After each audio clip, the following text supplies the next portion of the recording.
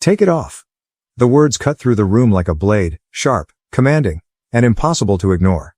The liberal TV host wasn't making a suggestion. No, this was an order, his voice thick with challenge, laced with an authority he assumed no one would dare defy. His gaze locked onto Karoline Leavitt, a young unapologetic leader standing at the center of a crowded press conference, her posture unwavering, her expression unreadable. All eyes followed his words to the small, gleaming necklace resting against her collarbone, a simple cross, a symbol of her faith. To some it was just jewelry. But to others, it represented something far more profound. Conviction, strength, and in that moment, defiance. This wasn't about a piece of metal. This was an attempt to strip her, inch by inch, of her beliefs, to humiliate her in front of the world, to force her to make a choice, surrender or stand firm. But instead of backing down, Karoline Leavitt turned this moment of hostility into an extraordinary display of grace under fire. Who was Karoline Leavitt? A fighter? A force? A voice for those who had been silenced too long. She wasn't just another political figure. She was a symbol of a new kind of leadership. Young but wise beyond her years, bold yet thoughtful, unwavering in the face of those who sought to break her.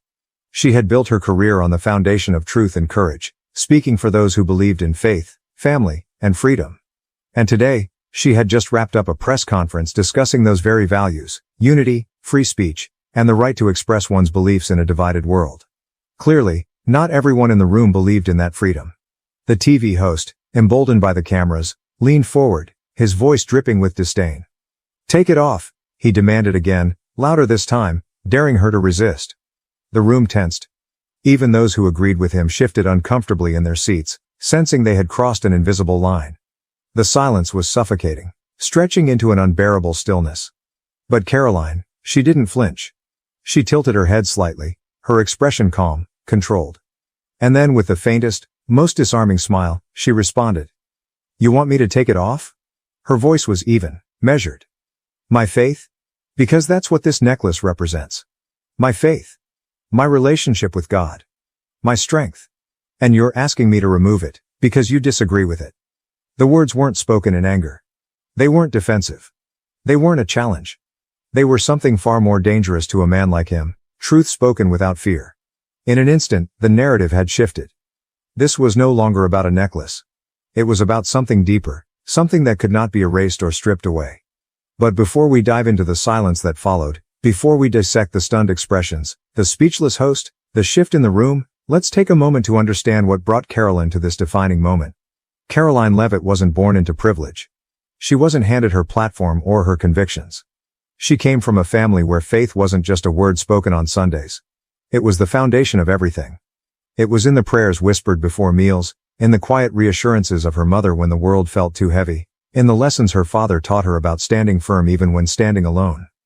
Faith isn't about shouting louder than others, her mother used to say. It's about living with conviction, even when no one else does. And Karoline had carried that lesson with her every step of the way, from high school debates where she stood alone against a sea of opposing voices, to college lectures where professors dismissed her views as outdated, to the national stage where she had become an unshakable voice for millions who refused to be silenced. Now she stood here once more, facing yet another attempt to make her doubt herself, to make her feel small, to make her choose between her faith and acceptance. And the world was watching. A problem? Maybe it's something deeper. Karoline's words hung in the air, weighty yet unforced. The liberal host, who had started this exchange with the intent to rattle her, now found himself standing in the middle of a moment he hadn't anticipated. His face twitched slightly, a flicker of hesitation betraying him. He had expected defiance. He had expected a fight. What he hadn't expected, what no one had expected, was quiet conviction delivered with such grace, with such absolute certainty, that it disarmed even the sharpest critic. The silence stretched on, thick and charged. Karoline could feel the tension shift, but she didn't press. She had said what needed to be said. It wasn't about proving the host wrong or winning an argument. It was about showing, in real time, what it meant to live by the very values she claimed to hold. Finally, the host let out a breath, a smirk flickering at the edge of his lips as he straightened in his chair. Well, he said, his voice measured now, stripped of the earlier bite. That was quite a speech. Karoline smiled, a knowing glint in her eyes. It wasn't a speech, she replied softly. It was the truth. A few journalists in the room exchanged glances, some scribbling notes furiously, others simply watching in quiet respect. Something had shifted. And it wasn't just about a necklace, or faith, or even politics. It was about something bigger, the right to believe, the right to express, the right to stand firm even when the world demands that you kneel. The host opened his mouth again, but this time, his posture was different. Less aggressive, less certain. You know, he said, tapping his pen against the table, not everyone agrees with you. Karoline nodded. I know, she said simply. And I don't expect them to. The host arched a brow. Then why wear it? Why insist on making a statement? She exhaled slowly, choosing her words carefully. Because my faith isn't a statement, it's a part of me. Just like anyone else's beliefs, whether religious or not, shape who they are. We all carry symbols of what matters to us, in one way or another. Some wear a flag pin, some wear a wedding ring, some carry photos of their loved ones in their wallets. It's not about forcing anyone to accept it. It's about being unafraid to live by it. Her voice didn't waver. Not once. The host sat back, considering. The cameras kept rolling, capturing every flicker of the moment, every shift in expression, every unspoken thought passing through the room. Then, to everyone's surprise, he leaned forward slightly, his voice quieter than before. And what if I told you I don't believe in God? Karoline met his gaze, her expression warm but unwavering. Then I'd say that's your choice. And I respect it. A pause. The host studied her, as if waiting for the catch, the twist, the judgment that never came. But there was none. Just sincerity. She continued. That's the beauty of freedom. It's not just about my right to believe, it's about your right not to. And if I can stand here and defend mine, then I will just as strongly defend yours. The room was still. Then, slowly, something unexpected happened. A murmur of approval rippled through the audience. A few scattered claps. A moment of genuine respect, something rare in a world so often divided by ideology, by cynicism, by fear of what is different. The host let out a small chuckle, shaking his head. Well, Miss Leavitt, he said, his tone lacking its earlier edge. I have to admit, I didn't expect that. Karoline smiled. Maybe it's time we start expecting more from each other. With that, the segment wrapped, but the conversation had left an imprint far beyond the walls of the room. The moment would be replayed, dissected, debated.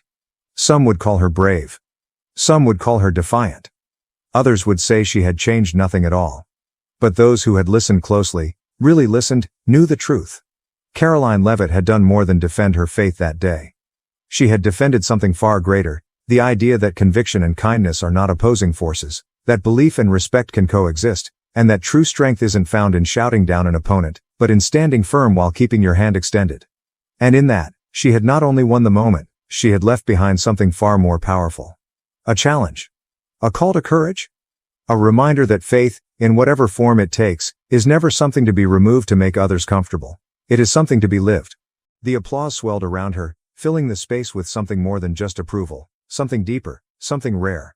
It was the sound of respect, of recognition, of people who had just witnessed something extraordinary. Even those who had entered the room skeptical, those who had dismissed her as too young, too inexperienced, too rigid in her beliefs, now they saw her for what she truly was. A leader, not because of her title or position, but because of the way she carried herself in the fire. The TV host, who had started this exchange with confidence, even arrogance, now stood in thoughtful silence. He had expected resistance. He had expected defensiveness. Instead, he had been met with grace, with a quiet strength that left him no room for attack. And perhaps, for the first time, he saw the limitations of his own assumptions. Karoline didn't press further. She had said what needed to be said. The battle was never about proving herself to him or to anyone else. It was about standing firm in who she was, without malice, without fear. As the cameras continued to roll, a journalist in the back finally broke the silence with a question. Miss Leavitt, what do you hope people take away from this moment? Karoline exhaled softly, her expression steady. That conviction and kindness are not opposites, she said. That standing firm in what you believe doesn't require diminishing someone else. And that in a world where people are constantly told to conform, to compromise who they are to be accepted, sometimes the most radical thing you can do is simply refuse to hide. The room absorbed her words. Some reporters scribbled them down, knowing they had just heard something that would be quoted for years. Others simply listened, letting the weight of her statement settle in. And as for the necklace, the simple, shining cross that had been the center of so much tension, it remained exactly where it was.